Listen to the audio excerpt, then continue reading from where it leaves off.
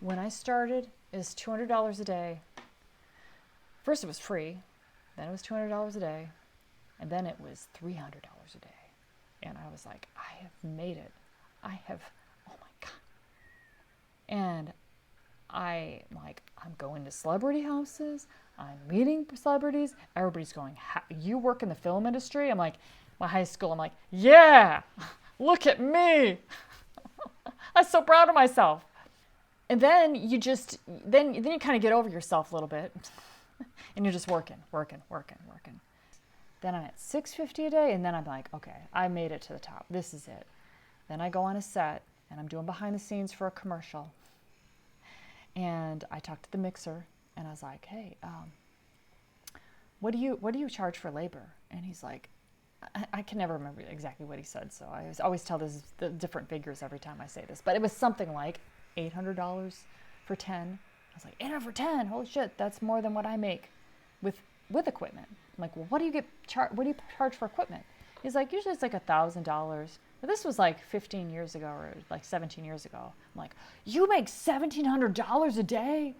Then I remember I was like, okay, well, he's got a cart. He's doing commercials. I don't have all that. I don't know how to do that job at all. He has all those connections. I don't know anybody there. Then I'm driving down the freeway, and I remember the moment. I know where I was. I was on the 10, heading towards downtown, just past the 405, and I'm driving, and I'm like, thinking about all the money I made that week. I'm like, okay, I made $200 on that day. That was a half day. I made $300 on that day. I'm like, I work 5 days this week, and I made $1,500 because I did some half days and with people that I loved, with a great experience that I loved, $1,500 for the 5 days of work.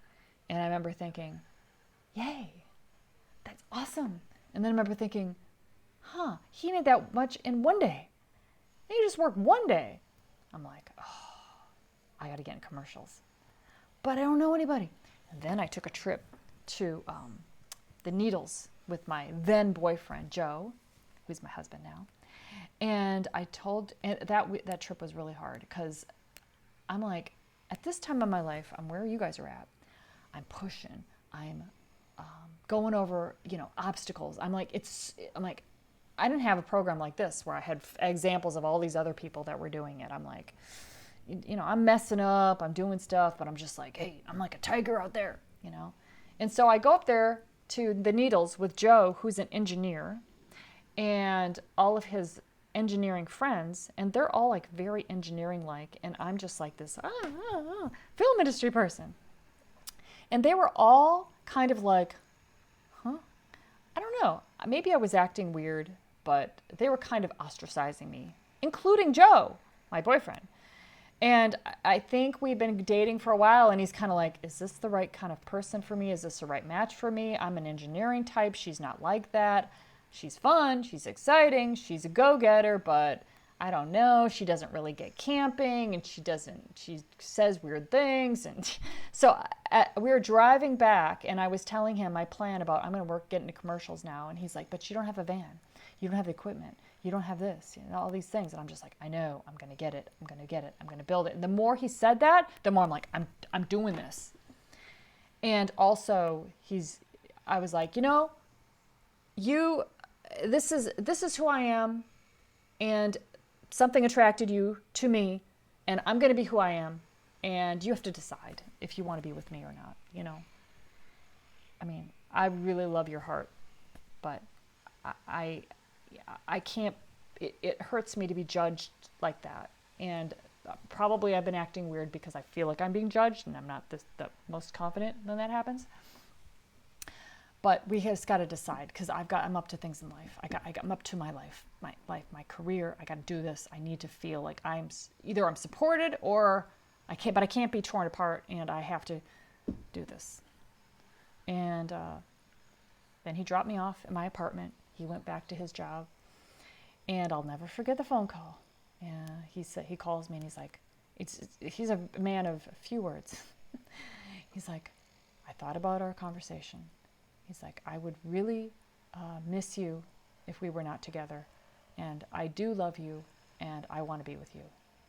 And I'm like, okay, thank you very much. That's great news. Okay, talk to you later. Okay, bye. That was it. That was really the conversation. And I was so happy. After that, I'm like, I don't know what the hell I'm going to do to get in commercials, but I'm going to try like a mofo. So I had these cards made up. First of all, I hired a professional photographer I bought a cart that was empty, and I just took all my equipment that I already had for documentaries and I put it on the cart. Then I hired a professional photographer to take pictures of me in front of the cart, smiling like, oh, I do this all the time. This is what I do. I'm a mixer, yeah. And so then I put it on this card. I bought this old ancient paper stuff, and then I bought this this thing that cut the paper, so I put like frayed edges on it. And then I had the picture copied onto it, and then inside I listed all the countries I've been to. And then I listed the companies I've worked for, but they weren't really the right companies because they were more like behind the scenes companies, but they're still production companies. And I listed those. And that the National Geographic I already done by that time. And I think I already won the Emmy for National Geographic. Yeah, I think so. And I had that on there too. And then I sent it to all the production companies, the producers and production managers, and even directors. I'm just like, I don't know what to do, so I'm just going to send this to them. Maybe one of them will hire me. And not many, hardly anybody even responded. But one day, and again, you never forget these moments, I'm sitting there. I remember I'm sitting there in the house at the table. And I know what direction I was facing on the table. I remember I was looking at my computer. The phone rings. Hey, it's Chris Mather from Backyard Productions. Yeah, we got a shoot happening next week. You available? And I'm like, okay, cool. All right, yeah, I'm available. Yeah. I'm starting to dawn on me, like, this is a commercial. I'm like, oh, shit. I'm like, okay, I'm available. And then he's like, okay, we got you down. Okay, see you later. Bye. I'm like, oh, shit. I'm like, oh my God. Now, what am I going to do now? Because I don't even know what to do at all in these commercials. My stomach, I couldn't even eat breakfast. I'm just so stressed out. And I'm so jumpy. They're like, sound? I think they're saying my name all day long. Janet, on the walkie, I'm like, that's for me? Sound? It's like totally, the roll sound. I'm like, I guess I'm supposed to roll sound now, And they hired me again. I didn't mess up. I've messed up, guys. I didn't mess up on those, though. The beginning, I didn't mess those up. Messed up later. You just mess up. People make mistakes. You make mistakes. Anyway, and so what I didn't realize was this was a big commercial director who works every week, almost. Every 2 weeks, definitely. Rob Pritz. He was big. And I'm like, okay, after a couple shoots, I was like, hey, how'd you guys, reach out to me?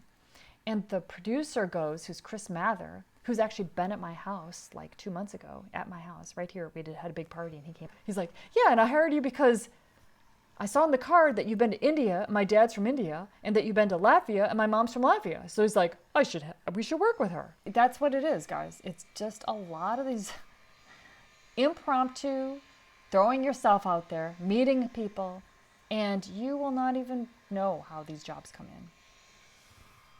But they come in.